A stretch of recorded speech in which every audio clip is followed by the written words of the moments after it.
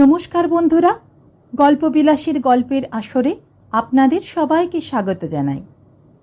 আজ গল্পবিলাসীর নিবেদন হরিনারায়ণ চট্টোপাধ্যায়ের লেখা গল্প অপজাত। কিসে গিয়েছিল জানা যায়নি, ফিরল ঘোড়ার গাড়িতে। গড়িয়ে আসা বিকেল, আলোর কমতি নেই, গাড়ির খড়খড়িগুলো টেনে নামানো, চারপাশ ঢাকা দেওয়া, মুখ না দেখা যায়। কিন্তু মুখ লুকোলেই যদি লজ্জা লুকোনো যেত। বাড়ির কাছ বরাবর আসতেই আশেপাশের জানালাগুলো খুলে গেল। কৌতূহলী চোখ, ফিসফিস কথাবার্তা, অতি উৎসাহী দু একজন চৌকাঠ পেরিয়ে একেবারে রাস্তায়। হরেরাম বাবুর মেয়ে বাড়ি ফিরছে। রাতের অন্ধকারে বাড়ির বের হয়ে যাওয়া মেয়ে। সেদিন অন্ধকারে মুখ লুকিয়ে পালিয়েছিল, কাকপক্ষীতে জানতে পারেনি কিছু, কিন্তু আজ ফিরল রাজ্যের কালি মুখে মেখে, খটখটে দিনের আলোয়। দরজা খুলে প্রথমে নামলেন হরেরাম বাবু নিজে। এই কদিনেই বয়স বেড়ে গেছে বছর পাঁচেক। কপালে ভুরুর খাঁজে হিজিবিজি আঁচড় বেড়েছে কয়েকটা, মাথায়ও দু একটা বাড়তি পাকা চুল। ছাতিতে ভর দিয়ে খুব সাবধানে নামলেন। মেয়ের কেলেঙ্কারির ছোপটা ওর সারা মুখে এসে পড়েছে, শুধু দেহে নয় মনেও। তেলচিতে শাড়িটা সর্বাঙ্গে জড়িয়ে বাপের পিছন পিছন আসা নামল। মাটি মারিয়ে চেনা বাড়ি, সিঁড়ির প্রতিটি ধাপ মুখস্থ, কিন্তু কেবলই পায়ে পায়ে জড়িয়ে গেল। অচেনা ভিটে, অচেনা মানুষের সার। আশা নামতেই পাশের বাড়ির বারুজ্জেদের নবও জায়ের গা টিপতে লাগলো। ও দিদি, শাঁখটা একবার বাজাবো? বাজাই না, বাপের অবস্থা খারাপ, সানাইয়ের বন্দোবস্ত না হয় করতে পারেনি, তা বলে আমরা থাকতে শাঁখে ফু পড়বে না? যা মিষ্টি ধমক দিলেন। থাম ভাবি, রঙ্গ করিসনি, রং তামাশার সময় বুঝি এটা? ও মা, নয় বা কেন শুনি? ছাতে লুকিয়ে লুকিয়ে অত কথা, ঘাড় মুখ নেড়ে কত ইশারা, চোখের মাথা তো আর খাইনি, সবই তো দেখেছি। চুপি চুপি পালিয়ে যাওয়া, আহা, সাধের নাগর এমনি করে ফেলে পালালো গা। শাঁখ অবশ্য বাজালো না নবও, ওই শুধু চিবিয়ে চিবিয়ে বুলি। দগদগে ঘায়ের উপর নুনের ছিটে। কিন্তু ওদিকের বাড়ি থেকে উলুর আওয়াজ শোনা গেল। বেশ জোর। মেয়েরা কেউ নয়, বোধহয় মেষ বাড়ির ফচকে ছোকরাই কেউ হবে। আশা শিউরে উঠল। শক্ত হাতে আঁচলের কোণটা মুঠোর মধ্যে ধরে বাড়ির মধ্যে ঢুকল। তক্তপোষের কোণে ছাতিটা রেখেই হরেরামবাবু আগুন। এ কদিনের চেপে রাখা মেজাজ একেবারে তিরিক্ষে। গঙ্গা তো ছিল, বর্ষায় একেবারে ভরা জল, সে কথাটা কেউ মনে করিয়ে দেয়নি। ঝাঁটা মারো, ঝাঁটা মারো অমন মেয়ের মুখে, 7 পুরুষ নরকস্থ হয় ও পাপের মুখ দেখলে। চোস্ত বলি, কিন্তু হরেরামবাবু গলা চড়ালেন না। রাস্তার মোড়ে, জানলার ফাঁকে, ছাদের কোণে এখনো মানুষের জটলা। কে কোথা দিয়ে শুনে ফেললেই আবার পোঁ ধরবে। কথাটা জানাজানি হয়ে গেছে। আচমকা ভোর রাতে আশার মার ডুকরে কেঁদে ওঠার আওয়াজে যারা ছুটে এসেছিল তারা অল্পে যায়নি, বেশ রসিয়ে রসিয়ে শুনেছে মেয়েকে না পাওয়ার খবর। ছলছুতো করে 1000 বার এ বাড়ির উঠোনে এসে দাঁড়িয়েছে। জলজ্যান্ত ডবকা বয়সের মেয়েটা গেলই বা কোথায়? ই ঘর ও ঘর তন্ন তন্ন করে খুঁজেছে, একেবারে কোণের দিকের আবর্জনা বোঝাই টিনের আটচালাটা পর্যন্ত, কিন্তু পাত্তা নেই মানুষটার। পড়শিদের ভাবনার অন্ত নেই। পাড়ার একটা মেয়ের হদিশ পাওয়া যাবে না, এ কেমন কথা? হদিশ পাওয়া গেল দিন দুয়েকের মধ্যেই। পিছনের বাড়ির বঙ্কিম ঘোষের মেজ ছেলেও নিখোঁজ। ঝাঁকড়া চুল, দুর্দিনেও আত্মীর বহর কমায়নি। দুটো চাকরি ছেড়ে বাপের পয়সায় তামাকের ব্যবসা শুরু করেছিল। হন্তদন্ত হয়ে ঘোরাফেরা করত। কাজের ছেলে, নষ্ট করার মতন একটু সময় নেই। কাজের ছেলেই বটে, মনে মনে সবাই তারিফ করল হীরেন ঘোষের। এ পাড়ার সেরা মেয়ে আশা। টানা চোখে, টিকলো নাকে, রাঙা ঠোঁটের গড়নে লাবণ্যের মিশেল। আটপৌরে শাড়িতেই মরি মরি ব্যাপার। নজর আছে ছোকরার, লক্ষ্মীর নেক নজর নাই বা রইল। পা টিপে টিপে আশা উপরের ঘরে চলে এলো। ছোট ভাই বোনদের নিয়ে এটাই তার শোবার ঘর। জানলার ফাঁক দিয়ে পিছনের বাড়ির কিছুটা নজরে আসে। সবুজ রঙের কপাটটা বন্ধ, আর বোধহয় কোনোদিন খুলবে না। খুললেও পুরনো মানুষটা আর কোনো দিনই দাঁড়াবে না এসে। বুক কাঁপিয়ে আশা ছোট একটা নিঃশ্বাস ফেলল। তারপর আস্তে আস্তে মেঝের ওপর বসে পড়ল। নিচে বাপের গলা কমে এসেছে। মেয়েকে ছেড়ে এখন নিজের ভাগ্য নিয়ে পড়েছেন। 182 টাকার বেসরকারি অফিসের কেরানির কাছে এর বেশি আশাও করা যায় না। রাষ্ট্র বিপর্যয় থেকে সংসারের খুঁটিনাটি লোকসানের উৎস ওই এক। সব কপাল, ও এর আবার জো আছে। সারাদিনের উত্তেজনার পরে এইবার ক্লান্ত লাগছে। স্নায়ুর জ্বর ছাড়িয়ে হাত পা মেলে একটু শোয়া, অতীত আর বর্তমান সব মুছে দিয়ে। মার গলার আওয়াজ, চাপা স্বর, কিন্তু আশার কান এড়ালো না। অমন মেয়ের মুখ দেখতে চাই না আমি। ছি ছি, বংশের মুখে এমনি করে কালি ছিটলো। আশেপাশের হাসি টিটকিরিতে কান পাতবার উপায় নেই। নিজের মনে মনোরমা গজগজ করতে লাগলো। এতক্ষণে আশার খেয়াল হলো, পাছে মুখ দেখতে হয় সেই ভয়েই মা রান্নাঘরে পালিয়েছিল। হাতা বেরির আওয়াজে আর সব শব্দকে চেপে রাখার চেষ্টা, খালি কড়াই খুন্তি নেড়ে নিজেকে বাঁচাবার প্রয়াস। ছোট ছেলে মেয়ে দুটো বাইরে খেলতে গিয়েছে মোড়ের পার্কে। হয়তো এই সময়টা জবরদস্তি করেই পাঠানো হয়েছে, নইলে মিনা আর মানিক ঘরের কোণ ছাড়ে না।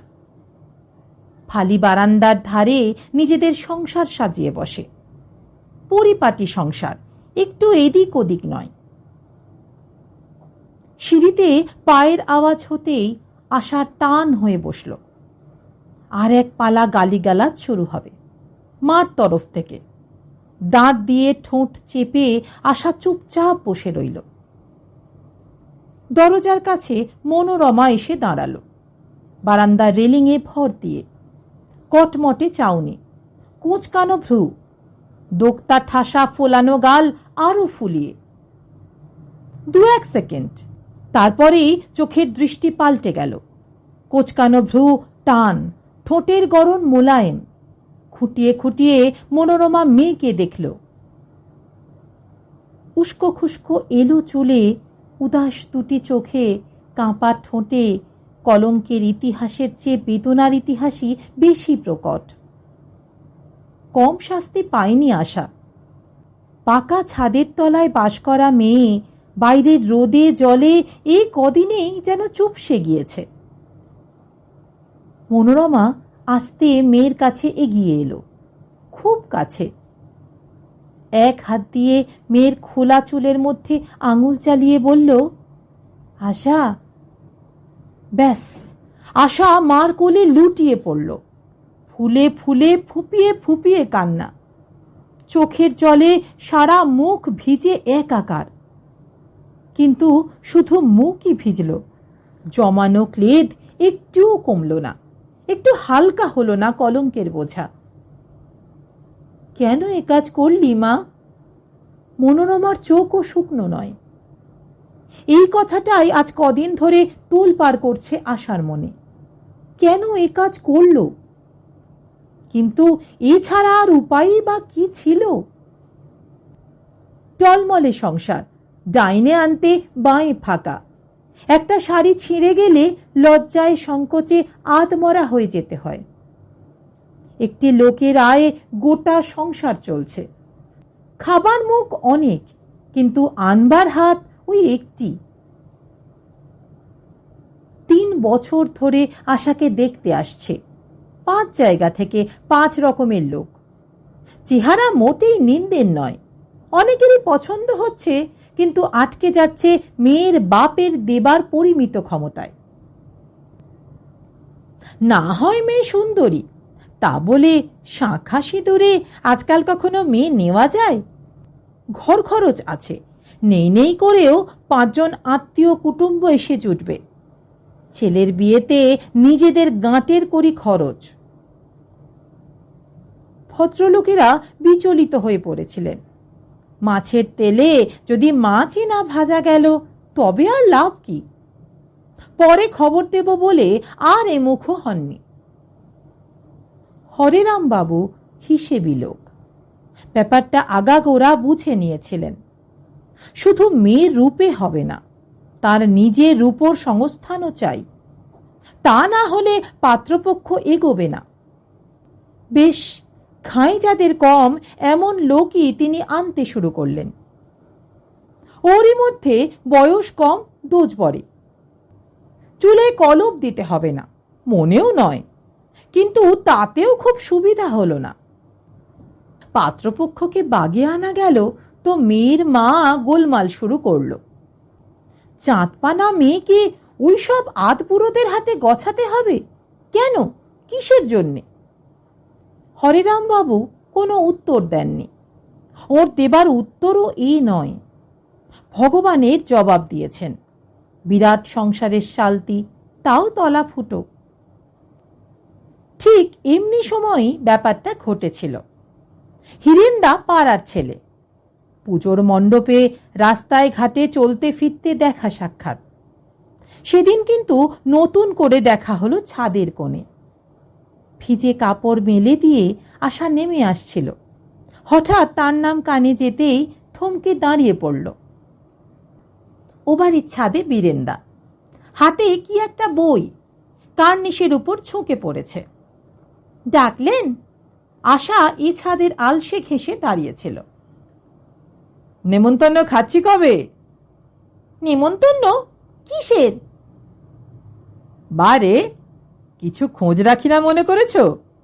তোমার বাবাও আমাকে ধরেছেন ভালো পাত্র একটি জোগাড় করে দিতে। তোমায় বিদেয় করার জন্য সব উঠে পড়ে লেগেছেন। ধ্যাৎ, মুখ খুঁড়িয়ে আশা নিচে পালিয়ে এসেছিল।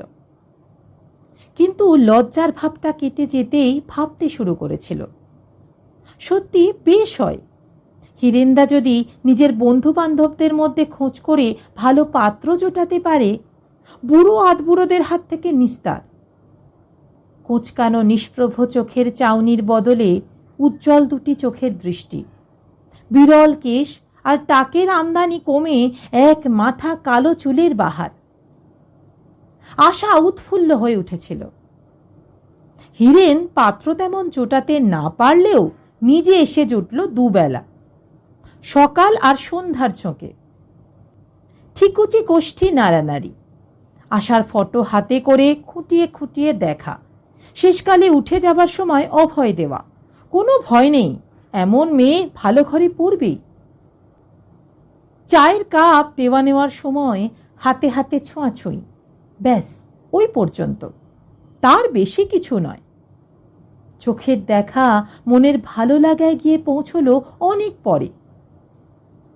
হিরেনের ক্রমে সাহস বাড়ল, বাপ না থাকতেও হাজিরা দিতে শুরু করলো। ইনিয়ে বিনিয়ে মায়ের সঙ্গে গল্প, আগুন ছোঁয়া বাজার দর আর জমাট অন্ধকার দিনকাল নিয়ে আলোচনা। বাইরের নয়, হিরেন একেবারে ঘরের ছেলে, মাস 2 মধ্যেই। সেদিনের কথাটা আশার বেশ মনে আছে। এই জীবনে ভুলবে এমন সম্ভাবনা কম। সকাল থেকে বৃষ্টি। বাপ গেছেন বালি। একটি পাত্রের খবর এসেছে। বয়স বেশি, কিন্তু তোজ বরে নয়। চাকরি পাকা না হলে বিয়ে করবে না, এই ছিল পণ।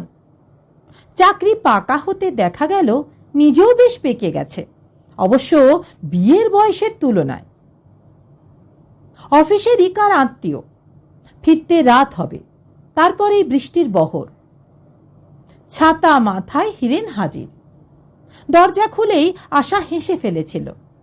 ধন্যে তুমি হিরেনদা, এই দুর্যোগেও পাত্রের খোঁজের কামাই নেই। হাত দিয়ে আশা আলোটা জ্বালাতে যেতেই বাধা পেয়েছিল। হিরেন শক্ত হাতে ওর কবজিটা আঁকড়ে ধরেছিল। না। কি না? বাতি জ্বালিও না। কতগুলো কথা বলবার পক্ষে এমনি নিকষ আধারই ভালো। হিরেনের গলায় বাইরের বাদলের ছোঁয়াচ, ভিজে ভিজে স্বর। তারপর খুব আস্তে আস্তে হিরেন বলছে, আশার চুরি পরা একটা হাত নিজের দুটো হাতের মধ্যে নিয়ে। মামুলি কথা, তবে আশার জীবনে তো প্রথম। হিরেন চলে যাবার পর সোজা বিছানায় গিয়ে আশা শুয়ে পড়েছিল। সারা দেহের রক্ত মুখে এসে জমা হয়েছিল। আশা যেন ফেটে পড়বে, খুশিতে নয়, ভয়েও নয়, আরো একটা অনির্বচনীয় অনুভূতি। সে মুখে বলা যায় না, সমস্ত সত্তা দিয়ে কেবল অনুভব করতে হয়। হৃদয় দেওয়া নেওয়ার পরে চিঠি দেওয়া নেওয়ার পালা। অন্ধকারে মানুষজনের চোখ এড়িয়ে কান বাঁচিয়ে দুজনের ফিসফিসিয়ে কথা। এমন একটা বিয়েতে বাড়ির সম্মতি পাওয়া যাবে না, এ তো জানাই। তাই বলে প্রেমকে অস্বীকার করবে তারা? মানুষের গড়া সমাজের কাছে মাথা নোয়াবে? হৃদয়ের অনুশাসনের চেয়ে বাহ্যিক লোকাচারকে বড় করে দেখবে? চিঠিতে লেখা হতো এই সমস্ত। হিরেনই লিখত আশার উপায় খোঁজার জবাবে। কোনো ভয় নেই। পৃথিবী শুধু অভয় সরকার লেনকে নিয়েই নয়, আরো বহু দূর প্রসারিত। এ মাটি আশ্রয় না দেয় দেশান্তরের মাটি আছে হাত বাড়িয়ে, নতুন দেশে নতুন করে ঘর বাঁধা। আশার দুটো চোখ আনন্দে চিকচিক করে উঠেছিল। হিরেন রাস্তার মোড়ে অপেক্ষা করেছিল। ঘোমটা টেনে আশা তার পাশে গিয়ে দাঁড়িয়েছিল। পথে ঘাটে ঘোমটা বাঁধা নয় মোটেই, বরং মানুষজনের নজর এড়াবার পক্ষেও চমৎকার। স্বামীর সঙ্গে বউ চলেছে বিদেশে, তাতে কার বলবার কি আছে? ধরা পড়েছিল আসানসোলে। স্টেশনের কাছেই বোর্ডিং, দুজনে সেখানে গিয়ে উঠেছিল। মালিক মাঝবয়সী বাঙালি ভদ্রলোক। দুনিয়ার অনেক কিছু দেখেছেন, দুচোখের দৃষ্টিতে সেটা প্রকট। দুজনকে দেখে আলগোছে গলার কণ্ঠির উপর হাত বুলিয়ে বললেন, আসুন বাবু আসুন, 2 তলার 5 নম্বর রুম একেবারে খালি। কথাগুলো বললেন হিরেনের দিকে চেয়ে, নজর কিন্তু আশার উপর। মাথায় ঘোমটা, অথচ সিঁথি ফাঁকা। আজব ব্যাপার। এবারে টাকে আলতো হাত বুলিয়ে বললেন, কতদূর যাবেন? দুজনে একসঙ্গে উত্তর দিল, কিন্তু দুরকম। হিরেন বলল, বার্নপুর। আশা বলল, এলাহাবাদ। মালিক চোখ দুটো অর্ধেক বুজিয়ে ভক্তি গদগদ কণ্ঠে বললেন, প্রভু হে, পার করো, তুমি সত্য। অবশ্য আশার দোষ নেই বিশেষ। সোজাসুজি এলাহাবাদ যাবে এমন কথাই হয়েছিল। পরে হিরেন মত বদলেছে। অতদূর পাড়ি দেবার আগে বার্নপুরে একবার নামলে হয়। ইন্ডাস্ট্রিয়াল শহর, বরাত ছুকে দেখলে হয়, কোনো কিছু একটা যদি জুটে যায়। কিন্তু বিপত্তি একটা নয়। খাতা খুলে কলম বাগিয়ে মালিক আবার জিজ্ঞাসা করলেন, মশায়ের নাম? আগে থেকেই তৈরি ছিল হিরেন, নিজের নাম দেবে এমন কাঁচা ছেলে নয়। কোচার খুঁটটা হাত দিয়ে আঁকড়ে ধরে বলল, শ্যামল রায়। মালিক তাই লিখলেন। চাবি হাতে নিজে এলেন রুমের তালা খুলতে। জিনিসপত্রের বালাই নেই। একটা সুটকেস, একটু বড় একটা টিনের তোরঙ্গ আর মোটা বিছানা। মালপত্র রাখার মুখেই মালিক আবার চমকালেন। চামড়ার সুটকেসের উপর সাদা রঙে লেখা এইচ ঘোষ, টোবাকো মার্চেন্ট। অবশ্য এমন কিছু মারাত্মক নয়। বিদেশ বিভুঁয়ে বন্ধুর কিংবা আত্মীয় স্বজনের সুটকেস নিয়ে মানুষ করে বই কি আনাগোনা। এমন তো হরদম হয়, হচ্ছেও। তা ঠিক, সবই হয়। আবার গোলমেলে ওলট পালট ব্যাপারেরও তো কমতি নেই সংসারে। দিন দশেক আগেই এই হোটেলে এক কেলেঙ্কারি ব্যাপার এক পাঞ্জাবি ছুরিকে নিয়ে। একজনের বউ আর একজন নিয়ে বেরিয়েছে হাওয়া খেতে। খবর পেয়ে ধানবাদ থেকে মাঝরাতে স্বামী এসে হাজির দলবল নিয়ে। তারপর হই হল্লা চিৎকার। গোটা দুয়েক জানলার কাঁচ ফর্সা। জমাট ভিড় হোটেলের সামনে। বহু কষ্টে পুলিশের সাহায্য নিয়ে তবে সুরাহা। ওসব ঝঞ্ঝাটে থাকার দরকার নেই। একটু আয়েশ করুন আপনারা, চা পাঠিয়ে দিচ্ছি। দুটো হাত জড়ো করে মালিক বিনয়ের ভঙ্গি করেছিলেন। তারপর পায়ে পায়ে হেঁটে একেবারে থানায়। মিনিট 15 কিংবা তাও নয়। দারোগার জেরার চোটে আশা এক পশলা কেঁদে নিল। তারপর উজাড় করে দিল পেটের কথা, কিছু বাকি রাখল না। তারপর চালান কলকাতায়। হরেরাম ঘোষাল আর বঙ্কিম ঘোষকে তলব। সম্পর্ক বেহাইয়ের। তাহলে হবে কি, থানায় দুজনে দুজনের দিকে পিছন ফিরে রইল। কে কাকে আশকারা দিয়ে বের করে নিয়ে গেছে এ নিয়ে ঘোরতর তর্ক। কিন্তু একটা বিষয়ে দুজনেরই একমত, ব্যাপারটা কোর্ট অবধি গড়াতে না দেওয়াই ভালো, কোনো রকমে মিটমাট করা। তাই হলো, খরচপাতি নিয়ে দুপক্ষ মিটিয়ে নিল। ছেলেকে নিয়ে বঙ্কিম ঘোষ এ পাড়ায় ফিরল না, একেবারে আদি বাড়ি নৈহাটি। হরেরাম ঘোষাল নিরুপায়, এ গলিতেই ফিরতে হলো, বন্ধ খড়খড়ি ঘোড়ার গাড়ি করে। যা দিকিনি, বাথরুমে জল রয়েছে, এই বেলা নিয়ে আয়। কি চেহারা হয়েছে! মার কথায় আশার চমক ভাঙল। বাড়ি অচেনা নয়, কিন্তু গামছা খুঁজতে সময় নিল। তেলের বাটি বের করতে আরো কিছুক্ষণ, তারপর বাথরুমে ঢুকল। মাঝরাতে আশার ঘুম ভেঙে গেল। ফিসফাস কথাবার্তা। সিঁড়ির ঠিক পাশে ফালি বারান্দায় বাবা আর মা। মিনা আর মানিকের সঙ্গে শোয়ার ব্যবস্থা নয়, কোণের ছোট ঘরে বিছানা পাতা। আজ থেকে বোধহয় এই কুঠুরিতেই আশাকে শুতে হবে। ভালোই হয়েছে, হাজার প্রশ্ন আর কৈফিয়ত দিতে দিতে নাজেহাল হয়ে যেতে হতো। ছোট ভাই বোনদের কাছে ইজ্জত থাকতো না। ওকে বাইরে কোথাও পাঠিয়ে দিতে হবে, এখানে রাখা চলবে না। বাপের গলা, তামাক খাওয়ার ফাঁকে ফাঁকে। কিন্তু যাবেই বা কোথায়? যেখানে হোক, পাড়ায় তো হাঁটবার জো নেই। বাড়িতে আরো একটা মেয়ে রয়েছে, সে খেয়াল আছে? আজ বাদে কাল তার বিয়ের কথা উঠবে। বাড়িতে অমন গুণের একটি মেয়ে থাকলে পাত্রপক্ষ আর চৌকার ডিঙোবে না। কে আর জানতে আসছে? মনোরমার গলায় অনুযোগের সুর। জানবে না আবার? এই তো এত লুকোছাপা করে কাজটা করলাম, টাকা খরচ করে সমস্ত ধামাচাপা দিলাম, কিন্তু মানুষের মুখ বন্ধ করতে পারলাম? পাড়ায় বিপিন দারোগা রয়েছে, চাউর হতে দেরি হয় কখনো? লোকের বাড়ি বাড়ি বলে বেড়াচ্ছে।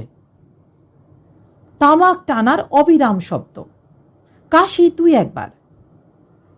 তারপর হরেরাম বাবু আবার কথা বললেন। উপায় কি? কোথাও কিছু না হলে অনাথ আশ্রম কিংবা ওই ধরনের কিছু একটা দেখতে হবে, যে রোগের যা দাওয়াই।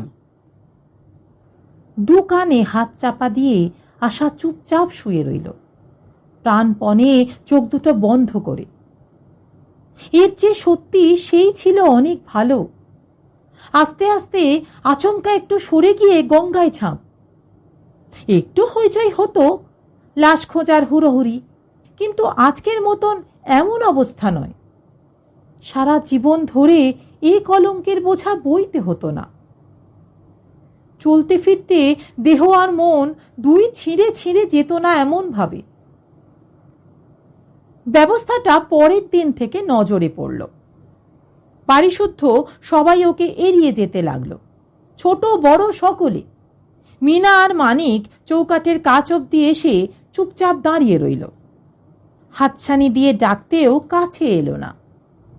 অথচ আগে দিদি ছাড়া মানিক একটি পাও এগোতো না। মিনার চুল বাঁধা, সাজগোজ করা সব দিদির কাছে। মা মুখে কিছু বলল না বটে, কিন্তু সরে গেল ছলছুতো করে। পুজোর ঘর আর রান্নাঘরের ত্রিসীমানায় আশাকে ঠুকতে দিল না।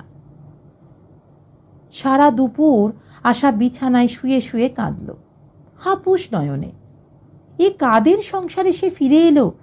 অচেনা মানুষের দল, সহানুভূতির লেশ মাত্র নেই। শুধু একটি লোক এড়িয়ে গেল না, সে সতীশ, মিনা মানিকের মাস্টার। এই বাড়িতেই থাকে, নিচের তলায় কোনো পত্রিকা অফিসে কাজ করে। সন্ধ্যার ছোঁকে ছেলে মেয়ে দুটোকে পড়ায়। মিশমিশে গায়ের রং, মাংসের বালাই নেই, গোল গোল চোখে আর চ্যাপ্টা নাকে লোলুপ কামনার ছাপ। আগে আগে আশার সঙ্গে অন্তরঙ্গ হবার চেষ্টা করেছিল, সুবিধা হয়নি। চায়ের কাপ কিংবা জল খাবারের রেকাবি দেওয়া নেওয়ার ফাঁকে হালকা রসিকতা, কিন্তু আশার করা চাউনি আর ধমকের চোটে মাঝপথেই থেমে গিয়েছিল, বেশি এগোতে পারেনি। এবার কিন্তু সেই এগোবার চেষ্টা করলো সবচেয়ে বেশি। সিঁড়ির কাছে আশা চুপচাপ দাঁড়িয়েছিল। রান্নাঘর থেকে বেরিয়ে সতীশ একেবারে সামনে গিয়ে দাঁড়ালো। একগাল হাসি, এবড়ো খেবড়ো দাঁতের বাহার। কি, কেমন আছো? শরীর খুব কাহিল দেখছি। শাড়িটা ভালো করে শরীরে জড়িয়ে আশা সিঁড়ি দিয়ে ওপরে উঠে এসেছিল। এও ছিল বরাতে। জানলার গড়াদে মাথা রেখে আশা চোখ বুজিয়ে দাঁড়িয়ে রইল। চৌকাঠ ডিঙিয়ে যাওয়া যত সহজ মনে হয়েছিল, বাইরে থেকে চৌকাঠ পার হয়ে ঘরে পা দেওয়া সে তুলনায় যে এত কঠিন, এটা আশা ধারণাও করতে পারেনি। সময়ের পলিমাটি পড়ে পড়ে পুত্রশোকও ভুলে যায় মানুষ। আশাও ভেবেছিল দিন কাটবার সঙ্গে সঙ্গে পুরনো কথাও সবাই ভুলে যাবে। ধুলো ঝেড়ে কাদা মুছে আশা আবার খাপ খাইয়ে নেবে সংসারে, কোনো অসুবিধা হবে না। কিন্তু আশ্চর্য, পড়শিরা ছুতো করে রোজ দুপুরে আসে টহল দিতে। মনোরমার সঙ্গে এ কথা সে কথার পর আশার খোঁজ করে।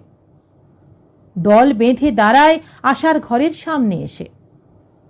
কোনো কথা নয়, কুশল প্রশ্ন নয়, কেবল চোখ ঠেরে ইঙ্গিত আর মুখ টিপে হাসি। ক্লান্ত আর ভীরু চোখ দুটো মেলে আশা ফ্যাল ফ্যাল করে চেয়ে থাকে।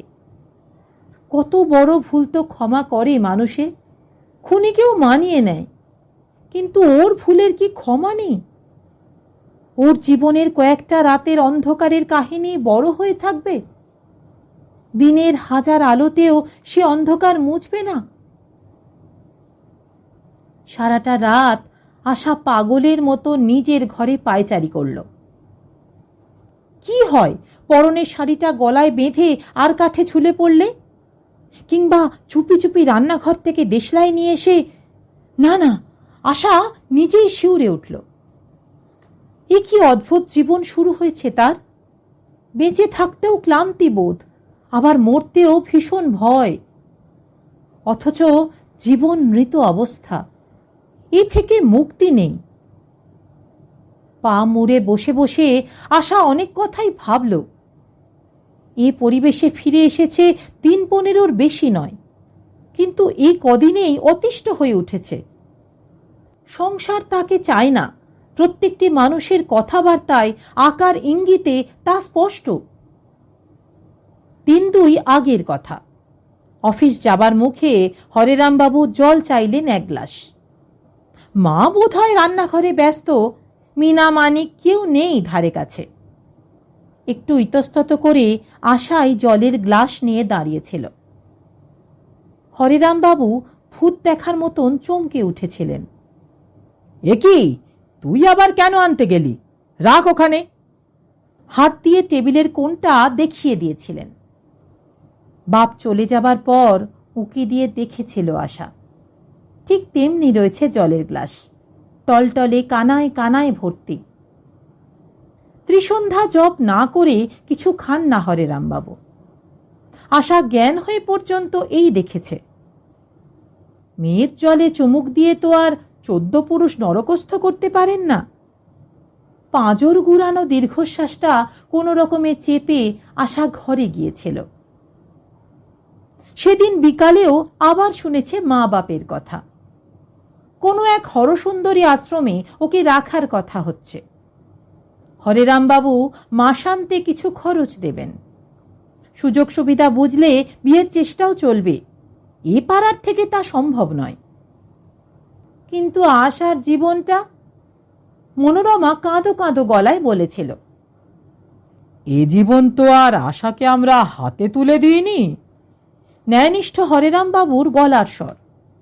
নিজে যদি নিজের পায়ে কুড়ুল মারে, তো আর আমরা কি করতে পারি বলো? বাবা একটাও ভুল বলেননি, কিন্তু পায়ে নয়, কুড়ুল মেরেছে আশা ঠিক বুকের মাঝখানটায়। নিজের হৃৎপিণ্ড টুকরো টুকরো করে ফেলেছে। নিশুতি রাত।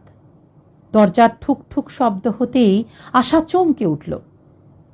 মা বুঝি এসে দাঁড়িয়েছে দরজার গোড়ায়, কিন্তু এত রাতে? আশ্রমে পাঠানোর কথাটা তো সকালে বললেই চলতো। কপাটটা খুলেই আশা পিছিয়ে এলো। রাস্তার গ্যাসের কিছুটা আলো বারান্দার উপর। দেখার কোনো অসুবিধা নেই, মানুষ চেনারও নয়। সতীশ ফিসফিস করে বলল, একলা ঘরে ভালো লাগছিল না, তাই একটু গল্প করতে এলাম। ভয় নেই, কেউ জেগে নেই। কেউ বুঝি জেগে নেই? কামনা কাতর সতীশের ক্ষুদে চোখের দৃষ্টি ছাড়া আর কেউ নেই জেগে? কি চাও তুমি? আশার চাপা গলায় ভর্ৎসনা ফুটে উঠল। কুতকুতে হাসি, কুঁজো থেকে জল গড়ানোর মতো শব্দ। কি চায় জানে না বুঝি আশা? শুধু ওর বেলাতেই খুঁকি সেজে থাকবে? যাও, সরো এখান থেকে, নইলে আমি চেঁচাবো। এবারে সতীশ হাত বাড়িয়ে ওর একটা হাত ধরল। কি ছেলে মানুষই করছো? কত আর চেঁচাতে পারবে? সত্যি, কত আর চেঁচাতে পারবে আশা? ঘুমন্ত মানুষগুলোকে না হয় জাগাতে পারবে, কিন্তু ঘুমন্ত ভগবানকে পারবে কি নড়াতে? মানুষরা উঠলে তো ওরই অপবাদের বোঝা বাড়বে, আর এক পোঁচ কলঙ্ক। সে কথা জেনেই তো সতীশের এত সাহস। ওর চোখের দৃষ্টিতে লুকোনো কিছু নেই। আর তো মগডালের ফুল নয় আশা, যে সম্ভ্রমের আঁকশি দিয়ে তবে ছোঁয়া যাবে। এলোমেলো বাতাসে ডাল ভেঙে রাস্তার উপর মুখ থুবড়ে পড়েছে ফুলের গোছা, হাজার মানুষের পায়ের ধুলোর মাঝখানে। আঁচল দিয়ে কপালের ঘাম আশা মুছে নিল। উস্কো খুস্কো চুলগুলো দুহাতে ঠিক করে মিষ্টি গলায় বলল, তুমি নিচের ঘরে গিয়ে বসো সতীশদা, আমি যাচ্ছি ওখানে। এ ঘরের পাশে বাবা মা রয়েছে। ঠিক করে আশা একটু হাসল আবার। সতীশের কেবল পাগল হওয়ার বাকি। এই তো লক্ষ্মী মেয়ের মতো কথা। সিঁড়িতে সতীশের পায়ের আওয়াজ মিলিয়ে যেতেই আশা আলগোছে আঁচল দিয়ে মুখ মুছে নিল। চিরুনি দিয়ে ওপর ওপর আঁচড়ে নিল চুলগুলো।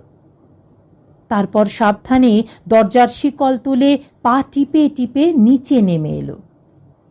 সতীশের ঘরের দিকে নয়, আঁচল দিয়ে খিল চেপে সামনের দরজা খুলে ফেলল। এবার আর খিড়কি দিয়ে নয়, একেবারে সদর। আগেরবারে ধরা পড়ার ভয় ছিল, ভবিষ্যৎ জীবনের সম্বন্ধে কিছুই ধারণা ছিল না। নতুন পথ, নতুন জীবন। কিন্তু এবারে সেসব ভয় নেই, কোনো রকম অস্পষ্টতাও নয়। অ্যাসফাল্ট ঢাকা সড়কের ওপর দিয়ে আশা জোর পায়ে এগিয়ে চলল।